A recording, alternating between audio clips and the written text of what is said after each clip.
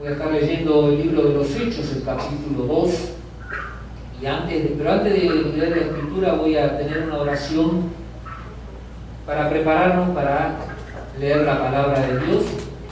Nos ponemos de pie, mis hermanos, por favor. Nos ponemos de pie y vamos a tener una oración. Señor Dios, ahora te damos gracias.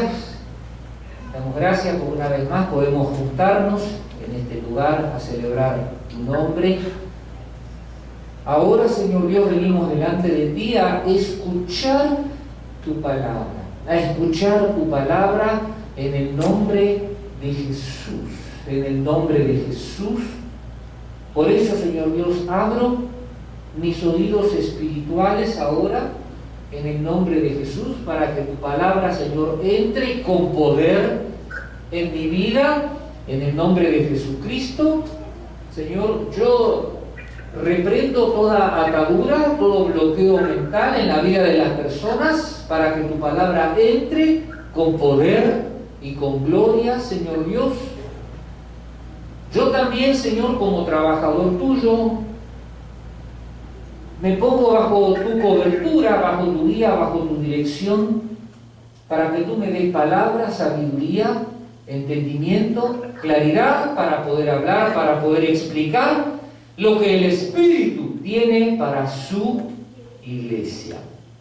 Pedimos esto en el nombre de Jesucristo, nuestro Señor. Amén y amén. Muy bien, mis hermanos, vamos a leer entonces ahora sí el libro de los Hechos. Lo voy a estar haciendo de la Nueva Traducción Viviente.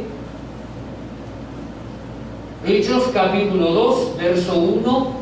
Y voy a estar haciendo una lectura explicativa, es decir, voy a ir leyendo y voy a ir sacando ideas de lo que es el Espíritu Santo en la vida de nosotros. ¿Amén?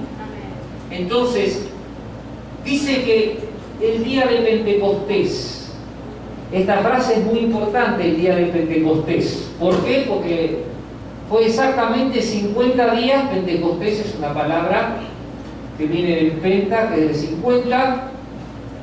Era exactamente 50 días después de que Jesús fue crucificado y 10 días después de que Jesús había ascendido a los cielos. El día de Pentecostés, todos los creyentes estaban reunidos en un mismo lugar. De repente se oyó un ruido desde el cielo, parecido al estruendo de un viento fuerte e impetuoso, que llenó la casa donde estaban sentados, y luego algo parecido a unas llamas o lenguas de fuego aparecieron y se posaron sobre cada uno de ellos, y todos los presentes fueron llenos del Espíritu Santo y comenzaron a hablar en otros idiomas conforme el Espíritu Santo les daba esa capacidad. En esa ocasión había judíos devotos de todas las naciones que vivían en Jerusalén. Y cuando oyeron el fuerte ruido, todos llegaron corriendo y quedaron desconcertados al escuchar sus propios idiomas hablados por los creyentes. Estaban totalmente asombrados. Dicen, ¿cómo puede ser? Todas estas personas son de Galilea. Y aún así las oímos hablar en nuestra lengua materna. Aquí estamos nosotros, partos, medos, elamitas, gente de Mesopotamia, Judea, Capadocia, Ponto, de la provincia de Asia, de Frigia, de Panfilia, Egipto, y de las áreas alrededor de Cirene, visitantes de Roma, tanto judíos convertidos al judaísmo, cretenses y árabes, y todos oímos a esta gente hablar en nuestro propio idioma acerca de las cosas maravillosas que Dios ha hecho. Y quedaron allí, maravillados y perplejos. ¿Qué querrá decir esto?, se preguntaban unos a otros. Pero de entre la multitud se burlaban de ellos diciendo, están borrachos. Eso es todo. Voy a parar aquí un momento para hacer una especie de introducción de lo que estamos hablando. Ya expliqué lo que significaba el Pentecostés, que estaban todos reunidos. El Pentecostés era la segunda fiesta más importante del pueblo de Israel. La primera era la Pascua, luego celebraban la fiesta de Pentecostés. Fíjese que en la Pascua fue el momento en que Cristo fue crucificado. O sea que Dios estaba haciendo eso con un propósito especial. Y 50 días después, en la segunda fiesta más importante, eran 3 fiestas anuales que celebraban, esta era la segunda fiesta, aparece el Pentecostés, aparece el Espíritu Santo de una forma especial. Dios estaba haciendo todo esto a propósito. Dios tenía un plan especial para su pueblo, que justo en la Pascua pasó lo de Jesucristo, y justo en el Pentecostés, cuando estaba toda esta gente visitando el lugar, pasaran estas cosas. Quiero decirles algo más. En estas fiestas venían judíos de toda parte del mundo, y ustedes acá acabamos de leer, para celebrar la Pascua, pero especialmente la fiesta del Pentecostés es cuando también aparecía mucha más gente. Le voy a decir por qué. Porque la fiesta de la Pascua se celebraba la liberación del pueblo de Dios, del faraón y de los egipcios. Amén, recuerda eso. Esa la Pascua era esa, la celebración. El Pentecostés era la fiesta originalmente de las cosechas, cuando comenzaba la cosecha de trigo.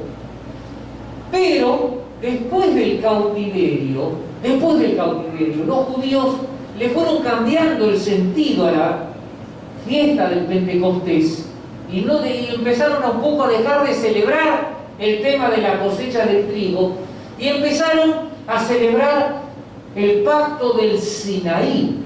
Y usted dice, ¿qué? ¿Recuerda lo que es el pacto del Sinaí? Es cuando Dios se aparece a Moisés y les entrega los 10 mandamientos. Qué interesante todo esto. Le entrega la ley.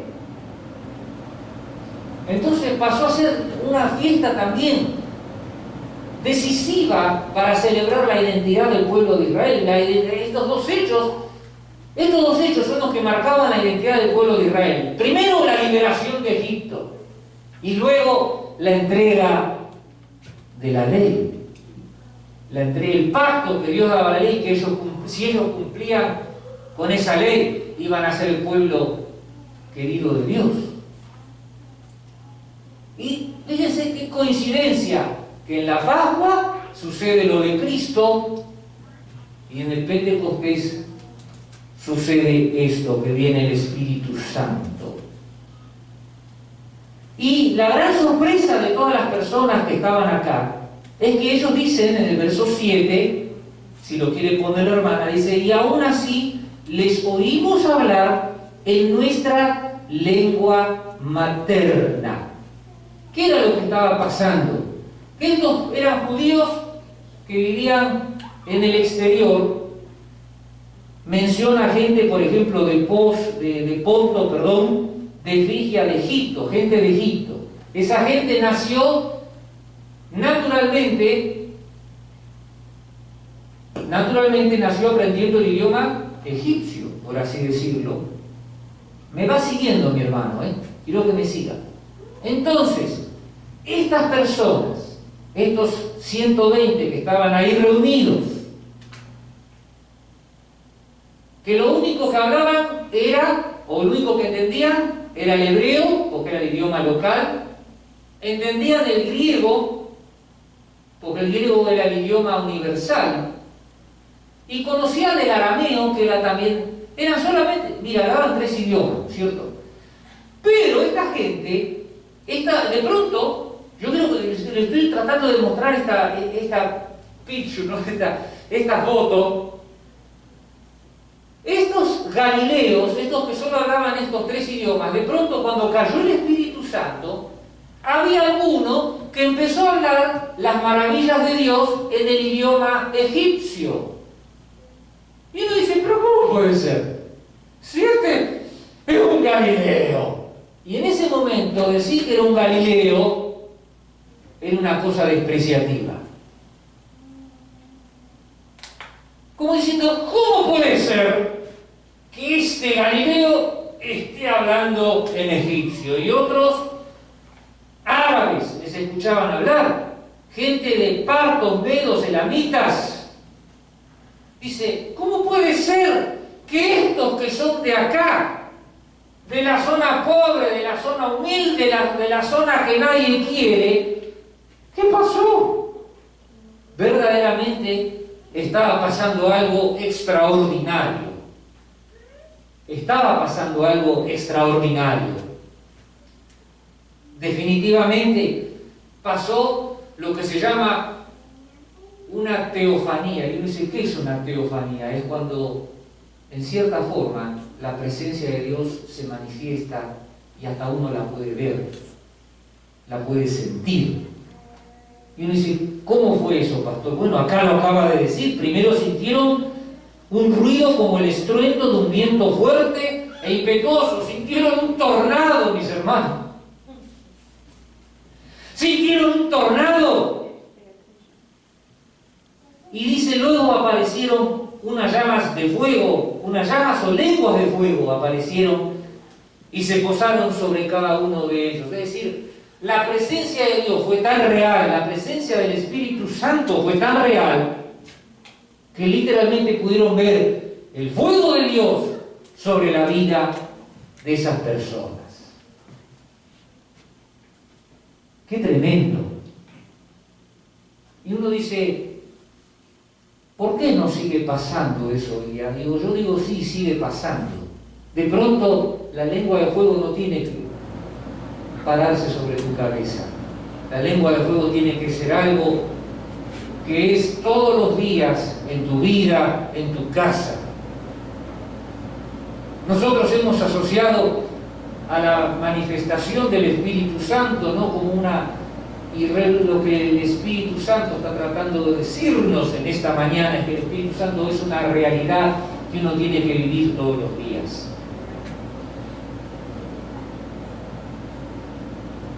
Verso 12, quedaron allí maravillados, perplejos. ¿Qué querrá decir? Pero otros entre la multitud se burlaban de ellos diciendo, están borrachos, eso es todo. Siempre que pasa algo extraordinario de Dios, hay gente que lo minimiza y lo desprecia. Siempre, siempre. 50 días antes se crucificó el Señor Jesucristo. Y mientras había gente que lo lloraba porque se estaba cometiendo el crimen más grande en la historia de la humanidad, había gente que estaba celebrando. Así que no te quepa la menor duda que muchas veces vas a estar haciendo algo que tú mismo puedes considerar algo extraordinario para Dios. Prepárate para la más grande burla, para la más grande situación de desprecio que puedas vivir. Quiere decir que estás haciendo lo correcto, mi hermano. ¿Me entiende? ¿Me entiende? Eso significa que está haciendo que la sal está llegando al lugar donde necesita ser salado. Amén. Entonces, no tenga miedo, al contrario, es una buena señal. La oposición es una buena señal. Nosotros a veces no queremos la oposición.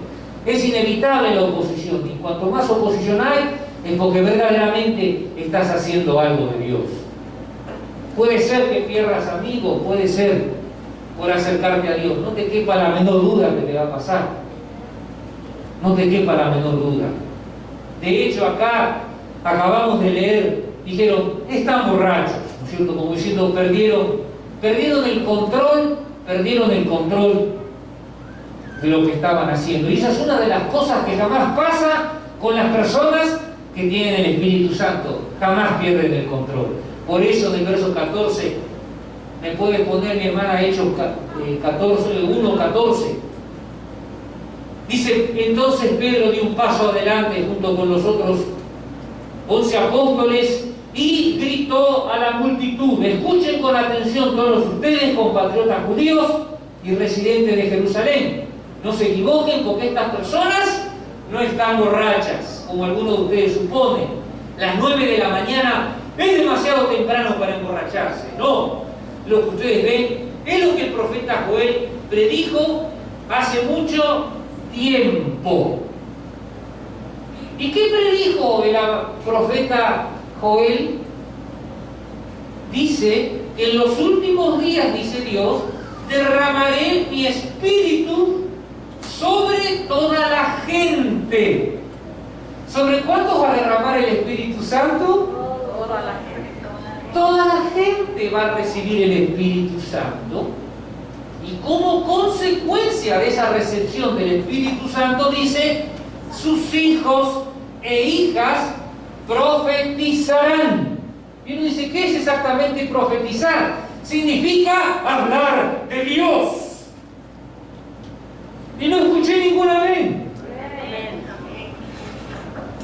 ¿Me escuchaste? Dice, sus hijos e hijas profetizarán. No significa que nosotros hemos asumido, y no sé por qué hemos asociado, que la palabra profecía es estrictamente predecir el futuro. Perdóneme, nosotros no practicamos horoscopía espiritual. No somos horoscoperos espirituales.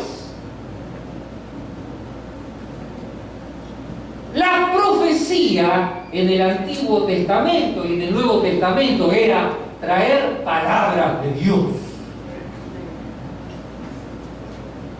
¿Me escuchaste bien? Era traer palabra de Dios, palabra de bendición. Dice, sus hijos y sus hijas profetizarán, es decir, van a hablar de Dios.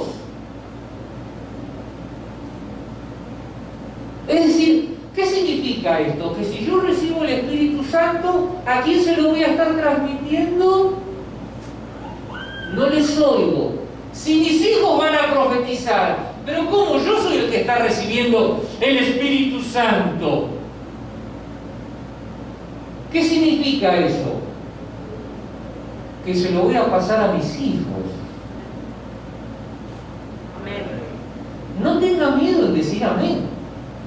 Fíjese que, repito la palabra, derramaré mi espíritu sobre toda la gente y sus hijos e hijas profetizarán. Amén. Gracias, hermano. Pero qué alegría que mis hijos van a hablar de Dios. ¿Cómo estás lleno? ¿De qué te llenaste, mi hermano? Que tus hijos y tus hijas no pueden hablar de Dios. Perdónenme, estoy leyendo la palabra.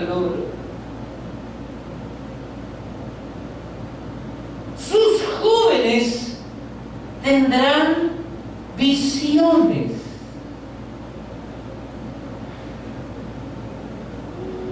Es interesante, porque yo recibo el Espíritu Santo, pero la cosa va para mis hijos. Eso para que usted vea que el derramamiento del Espíritu Santo es una cosa hermosa. Es una cosa que trae bendiciones, una cosa que hace explotar espiritualmente, no solo a mí, sino también a toda mi familia, a todos los que me rodean. Es tremendo esto. Sus jóvenes tendrán visiones. Dios les va a traer visiones a los jóvenes. Jóvenes, ¿ustedes quieren tener visiones de Dios? Pero son visiones de bendición, amén. No son visiones para hacer futurología, porque no sé por qué la gente le encanta el tema de la futurología espiritual. Y yo no creo en la futurología espiritual, pero yo creo que Dios te va a dar visiones, visiones a vos, visiones a ti, mi hermano, mis jóvenes. Dios les va a dar visiones, visiones para hacer cosas para Él. Y no solo eso, y sus ancianos tendrán sueños. Prepárense los ancianos. Cuando uno se va acercando a la edad de los plateados, como dicen en mi país, yo me estoy tornando plateado, ¿no es cierto? ¿Se ve? No es para que uno vaya agonizando, es para que uno vaya viendo más de Dios. Por eso dice, sus ancianos tendrán sueños.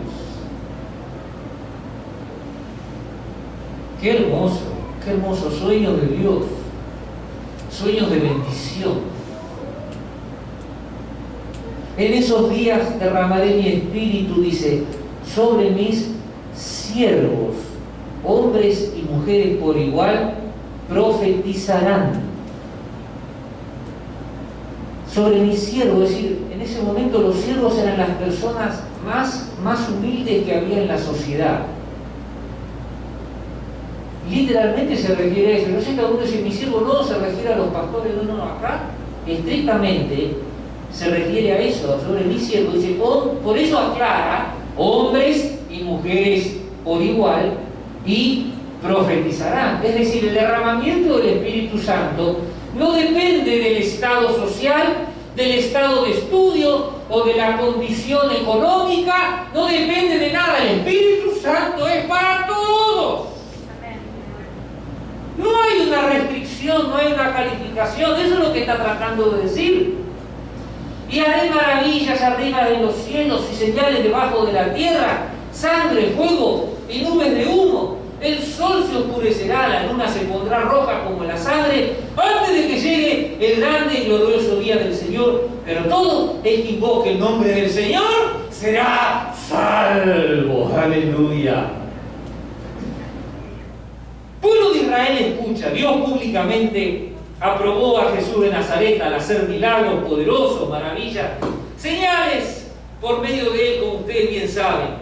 Pero Dios sabía lo que iba a suceder y su plan predeterminado se llevó a cabo cuando Jesús fue traicionado con la ayuda de gentiles, sin ley. Ustedes lo clavaron en la cruz y lo mataron. ¿Qué palabra fuerte está diciendo Pedro? Está literalmente señalando quiénes son los culpables. ¿Quiénes son los culpables del crimen más grande cometido en la historia de la humanidad? Repito, sin ley ustedes lo clavaron en la cruz y lo mataron, pero Dios lo liberó de los terrores de la muerte y lo volvió a la vida, pues la muerte no pudo retenerlo bajo su dominio. El rey David dijo lo siguiente acerca de él: veo que el Señor siempre está conmigo. No seré sacudido porque Él está a mi lado. Con razón mi corazón está contento y mi lengua grita sus alabanzas. Mi cuerpo descansa en esperanza, pero tú no dejarás mi alma entre los muertos, ni permitirás que tu santo se pudra en la tumba. Me has mostrado el camino de la vida y me llenarás con la alegría de tu presencia. Queridos hermanos, piensen en esto. Puede estar seguro de que el patriarca David no se refería a sí mismo, porque él murió y fue enterrado y su tumba está todavía entre nosotros. Pues él era un profeta y sabía que Dios había prometido mediante un juramento que uno de los propios descendientes de David se sentaría en su trono. David estaba mirando hacia el futuro y hablaba de la resurrección del Mesías. Él decía que Dios no lo dejaría entre los muertos, ni permitiría que su cuerpo se pudriera en la tumba. Dios levantó a Jesús de los muertos y de esto todos nosotros somos testigos.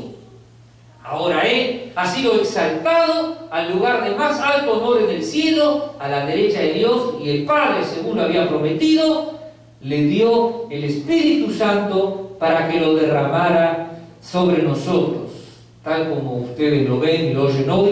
Pues David nunca ascendió al cielo, sin embargo dijo: el Señor dijo a mi Señor, siéntate en el lugar de honor a mi derecha hasta que humille a tus enemigos y los ponga por debajo de tus pies.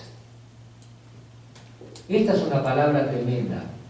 Es una palabra que ni los mismos rabinos judíos podían entender. Y de hecho una vez Jesús los confrontó y ellos se quedaron sin respuesta.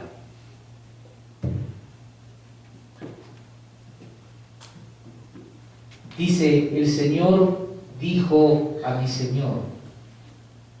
El que estaba hablando era David. Y cuando dice el Señor, y fíjese que la palabra Señor está con mayúscula, y la otra dice dijo a mi Señor, que también está con mayúscula. Está hablando el Padre del Hijo, y el que está hablando es David. El Señor dijo a mi Señor, siéntate en el lugar de honor a mi derecha. Los judíos tenían la mente tan embotada o tan trabada por la ley que no podían entender este versículo. Y David, por el Espíritu Santo, estaba hablando de la profecía que se iba a cumplir con Jesucristo. Qué tremendo esto, ¿no es cierto? Por lo tanto, que todos en Israel sepan sin lugar a dudas que a este Jesús, a quienes ustedes crucificaron, Dios lo ha hecho tanto Señor como Mesías. Escúcheme bien. La palabra Señor es una palabra especial en el Nuevo Testamento.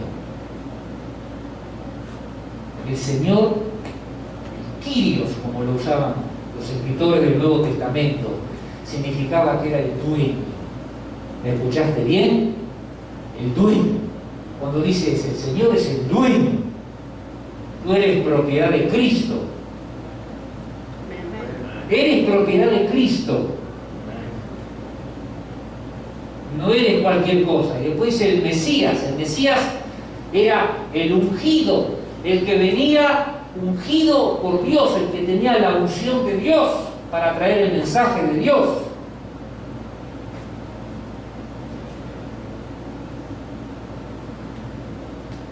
Por eso dice, Dios lo ha hecho tanto Señor como Mesías. Porque si le quedaba solo como Mesías, hubiera quedado como un profeta que también era ungido de Dios. Pero acá Pedro, a propósito y inspirado por el mismo Espíritu Santo, habla de que es el Señor, que es el dueño, que no te puedes escapar de Él, en otras palabras. Verso 37. Las palabras de Pedro dice, traspasaron el corazón de ellos. Escúcheme bien, la palabra de Dios tiene que traspasar nuestra vida. ¿Me oíste bien? La palabra de Dios dice que es una espada de dos filos. Y nosotros decimos, ¡ay, qué bendición! Es una espada de dos filos. Pero en realidad, la espada de dos filos es una cosa fea. Y no fea en el mal sentido, pero si uno piensa en una espada de dos filos en tiempo de guerra, y era la que aceleraba tu muerte, la que te provocaba la muerte más rápido. Y entonces uno dice, pero ¿cómo? ¿Cómo se habla de que la palabra de Dios es una espada de dos filos? Te voy a decir por qué. Porque el propósito de Dios es que la palabra de Dios entre en tu vida espiritual y corte toda, perdóname lo que te voy a decir, corte la carne podrida que hay en tu corazón, en tu vida.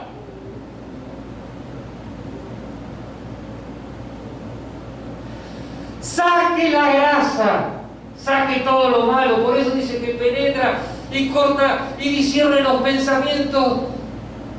Así como una vez nunca te cortaste con un cuchillo, uno siente, nunca te atravesó algo, nunca sentiste algo. Yo no tuve a veces me he cortado con un cuchillo y una vez con la máquina de cortar el pasto me corté el dedo, ustedes algunos ya saben. El dolor que hay, el dolor que hay. Bueno, la palabra de Dios produce en cierta forma el mismo efecto, pero a la vez trae vida, porque justamente saca todo lo malo y trae bendición y trae vida.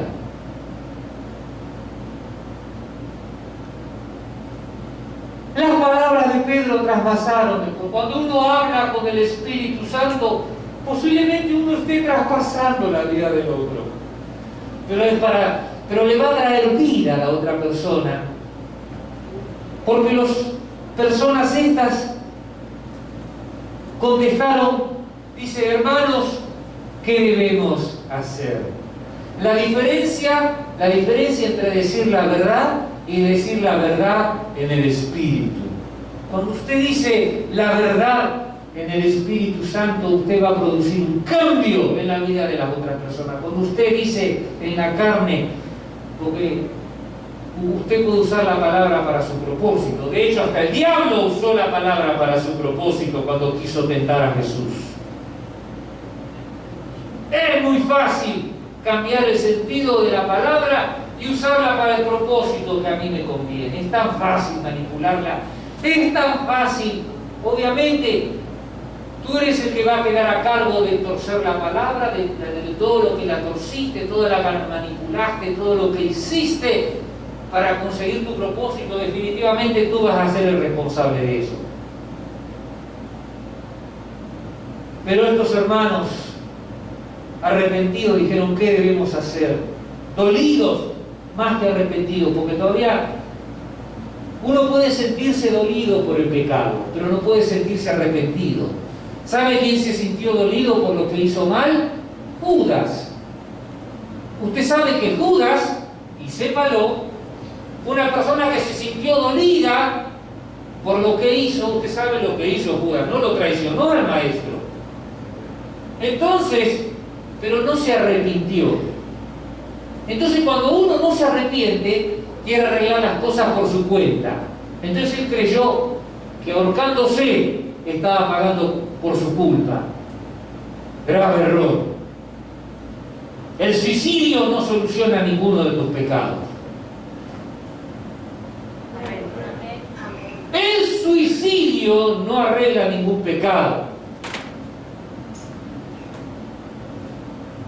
Por eso Pedro les contestó: cada uno de ustedes debe arrepentirse de sus pecados y volver a Dios y ser bautizado en el nombre de Jesucristo para perdón de los pecados, y entonces recibirán el regalo del Espíritu Santo. Entonces, aleluya, mis hermanos, tiene que arrepentirse. ¿Qué es arrepentirse? Es sentirse dolido por lo que uno hizo mal. Es sentirse dolido por lo que uno hizo mal. Pero junto con eso viene la segunda parte del arrepentimiento, que es donde mucha gente se queda. ¿Sabe qué es? Que voy a cambiar de actitud. Antes estaba caminando para allá y ahora empiezo a caminar para el otro lado. Y es ahí donde muchos cristianos tropiezan. Y mire que no estoy hablando de gente, estoy hablando de cristianos. Estoy hablando de gente que conoce a Dios y no hace la voluntad de Dios.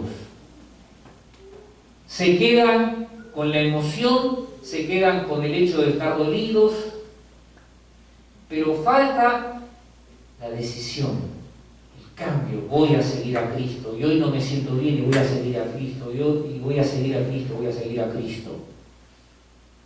Por eso, definitivamente, nunca llegan a este segundo paso, donde dice: entonces recibirán el regalo del Espíritu Santo.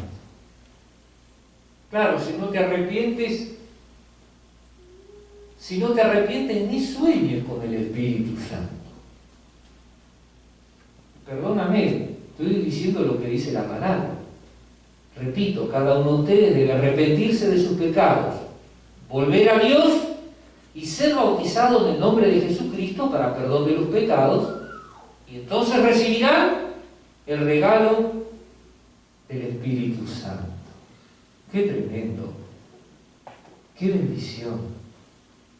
Y esa promesa, dice, para ustedes, y en referencia a Joel dice, es para sus hijos, e incluso para los gentiles, es decir, las personas que no eran judías, es decir, para todos los que han sido llamados por el Señor Jesucristo.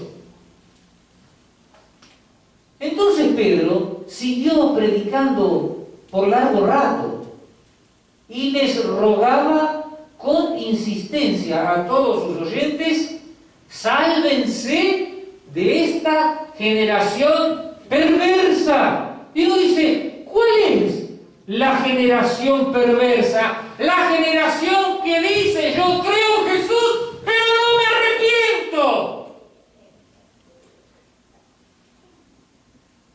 Porque toda esta gente creía en todas las promesas, aceptaba todas las promesas, pero se negaba a arrepentirse. Resistían a Cristo en el fondo. Sálvense de esa generación perversa.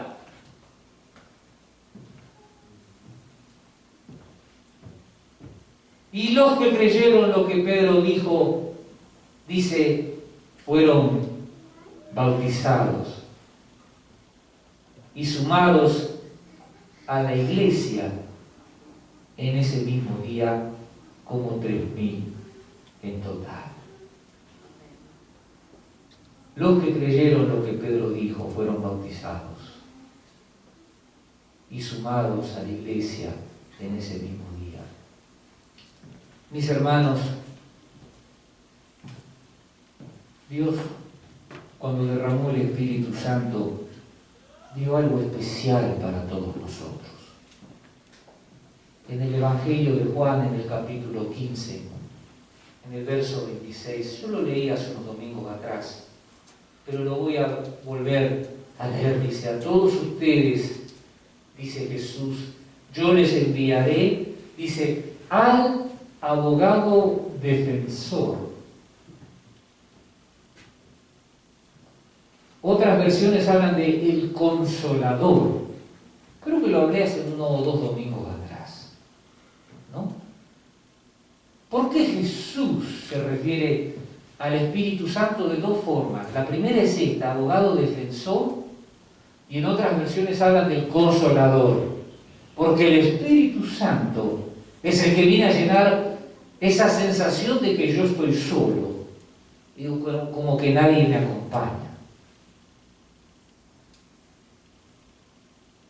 Por eso dice el abogado defensor y las otras versiones del consolador, es el que me va a traer ese sentido de protección, de defensa, cuando estoy solo, sola, cuando estoy enfrentando una situación difícil. Pero no solo dice eso, dice también el Espíritu de verdad. Se refiere de 2 formas. Primero, el abogado defensor, y segundo, el Espíritu de verdad. ¿Sabe lo que significa esto? Que el Espíritu Santo es la presencia de Dios en tu vida, que permanentemente te va a estar llevando a la verdad, te va a estar guiando, te va a dar una sabiduría espiritual para moverte en la vida. Mis hermanos, yo con esto ahora voy terminando, pero el Espíritu Santo fue derramado en lo que comúnmente se dice el aposento alto o en el cuarto de arriba. Y uno dice, ¿por qué lo hizo ahí? ¿Por qué no lo hizo en el templo de Jerusalén? ¿Sabe por qué? Porque el Espíritu Santo va a ser derramado sobre usted en donde tú lo busques. Nosotros queremos asociarlo a que tiene que ser recibido acá en la iglesia. Si realmente Dios hubiera querido eso, hubiera dado el Espíritu Santo cuando estaban en el templo de Jerusalén orando. Me va siguiendo, mi hermano, ¿no? Me va siguiendo. El Espíritu Santo no está así focalizado en algún lugar. Usted lo tiene que recibir, usted lo tiene que pedir. No es algo que yo tengo que orar e imponer. Usted es el que tiene que buscar, usted tiene que experimentar. A veces nosotros pensamos que por orar, por imponer las manos se tiene. Yo quiero decirte que no. Quiero decirte algo más. Yo no sé si vas a hablar nuevas lenguas. Hay gente que habla nuevas lenguas y bendito sea Dios. Pero Pablo dice que si hablas una lengua y nadie te traduce, que bajes el tono de la voz. Porque si no estás haciendo espamento, como decimos en el país, o estás haciendo un ruido que nadie entiende. No lo digo yo, lo dice Pablo en la primera carta a los Corintios. El Espíritu Santo Alguno puede ser que hable en lenguas, otro va a tener un don de bendición, otro va a tener el don del amor, otro va a tener el don de hacer de la... ¿Sabe que hay uno de los dones que es el don de la administración? ¿Sabe que uno de los dones es el don de la administración? El don de manejar bien los fondos. Y en la lista de dones del Espíritu Santo que Pablo habla en Corintios, lo pone como más importante que el don de lenguas. Y uno dice, ¡oh! Hermanos, el don de lenguas está muy bien, bienvenido, pero el don del Espíritu Santo es algo más. Es algo más que una cosita extraordinaria que te pasa una vez. Es algo que va toda la vida. Es una presencia de Dios sobrenatural que cambia todo tu ser, que te hace hacer efectivo en todo lo que haces en tu casa, en la iglesia, con tu esposo, con tu esposa, con tu familia, en el trabajo. Y ese es el propósito del Espíritu Santo, que seas un agente o una agente de Dios aquí sobre la tierra. Por eso Pablo decía que el fruto del Espíritu, ¿qué es? ¿Lengua griega? ¿El fruto del Espíritu es lengua egipcia? ¿Hablar en ruso? ¿Cuál es el fruto del Espíritu? Amor, gozo, paz, paciencia, benignidad, bondad, fe, mansedumbre y templanza. Aleluya. Contra tales cosas, dice Pablo, no hay ley. Nadie te va a prohibir hacer actos de amor, hacer actos de bondad, decir la verdad, tener fe. Justamente a los Gálatas se los decía que se estaban autolegalizando con cosas, pensando que cumplir con ciertas cosas les iba a dar la salvación. Es el Espíritu Santo, mi hermano. Por eso, reciba a Jesucristo, viva con Jesucristo, arrepiéntase, mi hermano, cambie para Dios, y entonces te va a venir el Espíritu Santo y va a producir una revolución espiritual sobre tu vida, mi hermano. Usted puede decir amén. ¿Por qué no hacemos una cosa? Entonces vamos a orar ahora. Vamos a orar, póngase de pie y dígale, Señor, gracias. Dígale, Señor, gracias. Gracias, Señor Dios, porque hace unos 2000 años atrás tú derramaste el Espíritu Santo para nosotros. Tú has derramado el Espíritu Santo para nosotros. Nos has dado el defensor, nos has dado al consolador, nos has dado al Espíritu de verdad, Señor Dios, para salir a hablar, para salir a bendecir, para salir a ayudar, Señor Dios, para traer esa valentía, esa osadía, Señor Dios, para hablar el reino de Dios y su justicia, Señor, para transmitir las grandes verdades de Dios a los demás, para que ese Espíritu Santo, Señor Dios, sea un desborde espiritual tan grande, Señor, que aún nuestros hijos van a ser envueltos, Señor Dios. Aún, Señor Dios, los viejos dicen que van a haber visiones.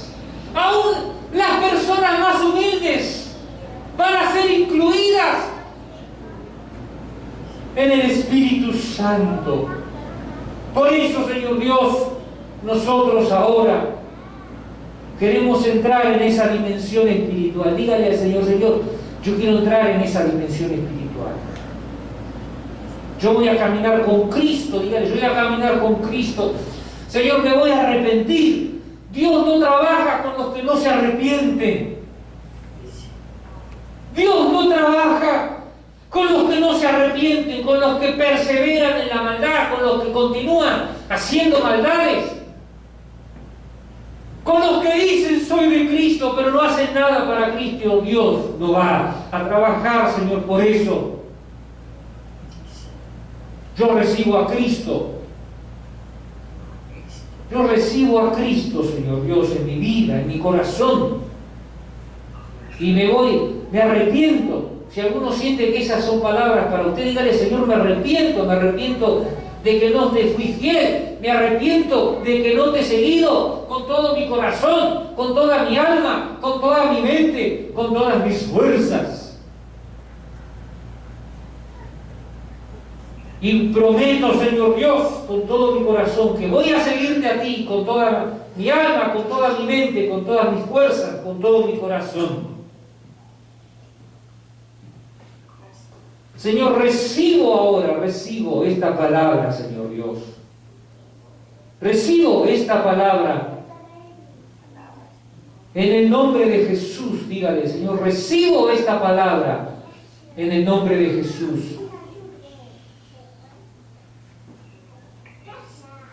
Amén y amén.